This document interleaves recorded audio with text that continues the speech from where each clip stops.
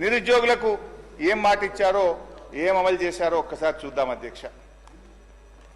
నిరుద్యోగులకు సంబంధించి ఏం చెప్పారు అధ్యక్ష? జాబ్ క్యాలెండర్ ఇస్తాం. ఏమైంది అధ్యక్ష? ఈ జాబ్ క్యాలెండర్ను కూడా బట్టి గారే మొన్న అసెంబ్లీలో పెట్టారు పోయినసారి. జాబ్ క్యాలెండర్ కాస్త జాబ్లెస్ క్యాలెండర్ అయింది.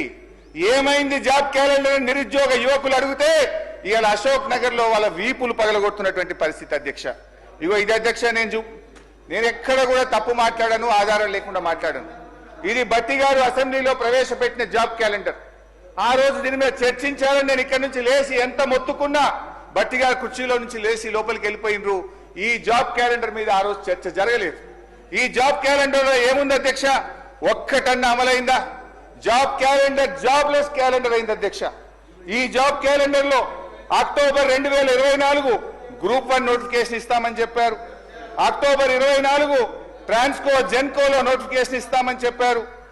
అదేవిధంగా గెజిటెడ్ ఆల్ ఇంజనీరింగ్ డిపార్ట్మెంట్స్ లో AEEల నియామకానికి అక్టోబర్ 2024లో నోటిఫికేషన్ ఇస్తామన్నారు. జనవరిలో degree and above level professional services యొక్క గెజిటెడ్ పోస్ట్ నోటిఫికేషన్ ఇస్తామన్నారు.